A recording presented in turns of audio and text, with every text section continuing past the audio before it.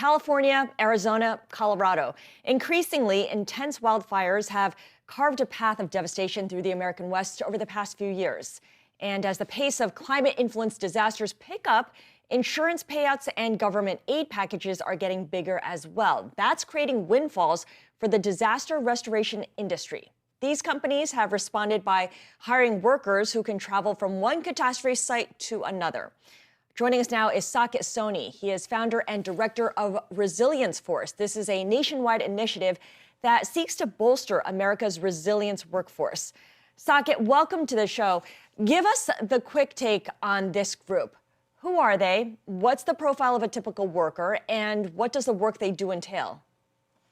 Well, for millions of people who live and try to survive during wildfires and floods and hurricanes, as soon as those disasters are over, they need to rebuild. Hundreds of thousands, if not millions of homes, schools, hospitals, all need to be rebuilt very quickly so that people can come home, so that kids can go back to school, so that a whole tax base can come back. The people doing that rebuilding are the resilience workforce. These are usually immigrant workers.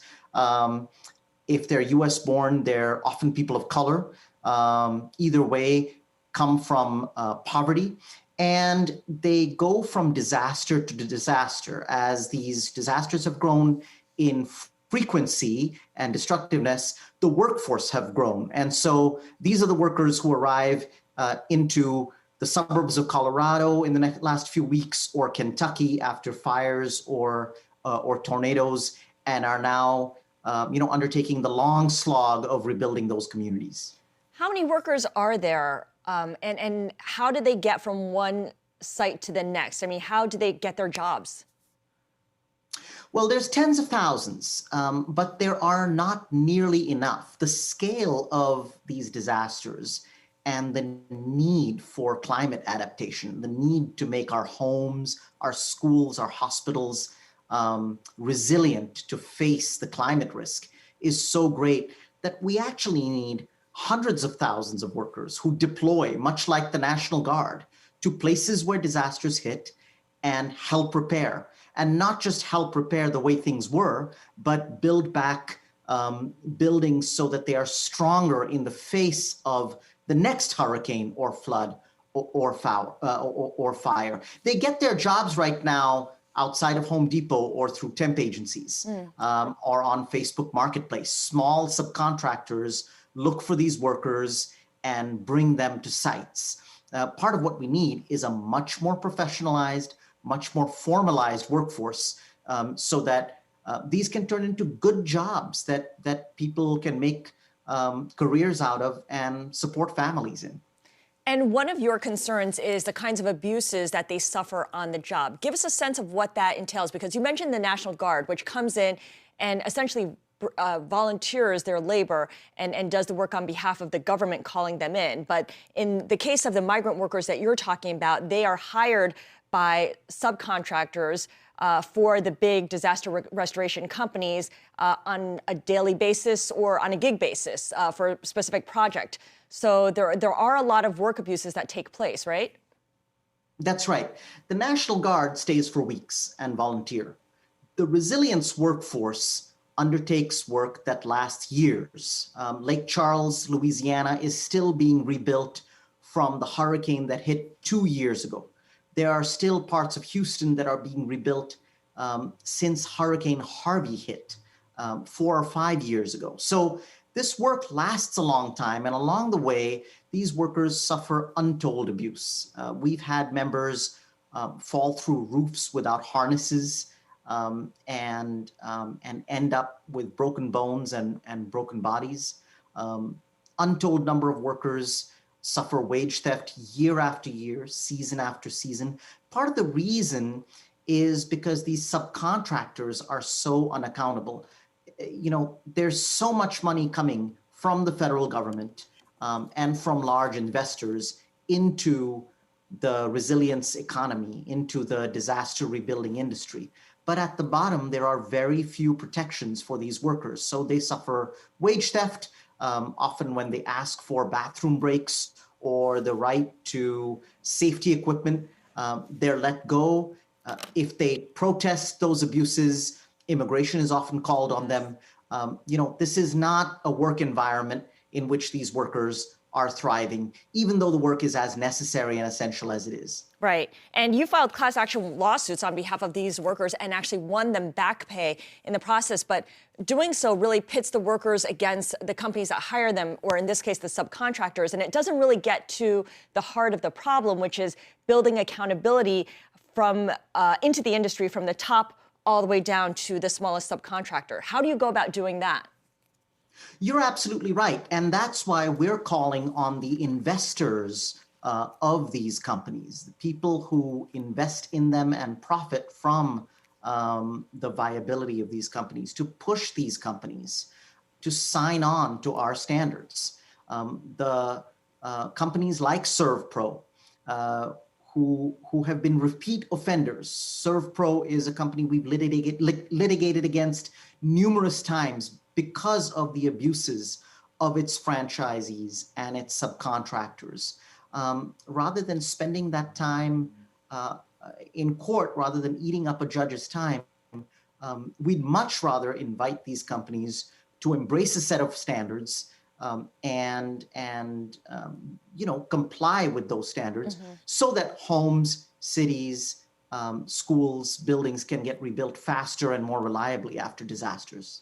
As you're talking about this, I'm thinking about how much more complicated the resilience workers' work is during COVID, and especially something like Omicron when the virus is so contagious. They're all essential workers. They're all frontline workers. So it's not as if they can quarantine for 10 days and the work can wait. What kind of existing laws are there to protect these workers, even though many of them are undocumented, they're migrant workers, and they're not the subcontractors they work for aren't necessarily held to the same standards as larger companies? The laws are very weak, and what laws exist aren't worth the paper they exist on, because there is very little enforcement. I remember in the incredibly severe hurricane season we had last year, I was with workers in Louisiana, working at the bottom end of big contracts, repairing hundreds and hundreds of homes, roofs, entire school districts. And these workers were telling us that when they contracted COVID and told their supervisors they needed the day off, or they would infect their colleagues, their coworkers, the subcontractors wouldn't allow it. The supervisors of these work sites, we've found very frequently force people to work despite the fact that they have COVID. Very often refuse requests for PPE and safety equipment. When workers are symptomatic, they're refused the opportunity to get tested. Again and again, we've seen, and this was in fact the subject of our litigation against ServPro, where workers at the bottom of that contracting chain found themselves with COVID while rebuilding Michigan hospitals after two big dam breaks last year. Right. And they weren't allowed to quarantine. They weren't allowed to take time off from work, and eventually they were let go rather than given the chance to heal and go back to work and finish what they came for. I see.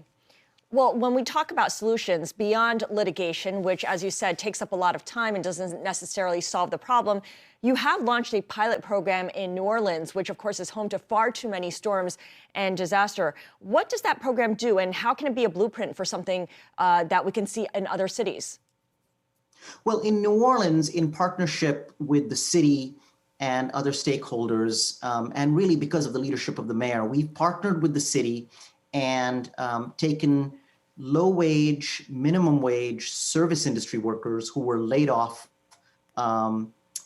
because of COVID, people who lost their jobs in the unemployment crisis that came after the pandemic. And we retrained them and we turned them into resilience workers. And we built a resilience corps that faced into the COVID disaster and the climate disaster. We think that core should spread. It should spread to places like California, where the wildfires require it, places like Kentucky and Colorado, where flooding, tornadoes, and and other severe weather events create a need for workers to meet construction needs and human needs. Mm-hmm. And, as the United States looks at how to build a civilian conservation corps, the Resilience Corps in New Orleans is a great model. You take people who are out of work, you retrain them, you turn them into people who will work year-round, making buildings and communities safe before the next disaster, and repair buildings and communities after disasters hit. Yeah, you can solve more than one problem at a time that way. Saket, really appreciate your taking the time to explain everything you do. Saket Soni is founder and director of Resilience Force.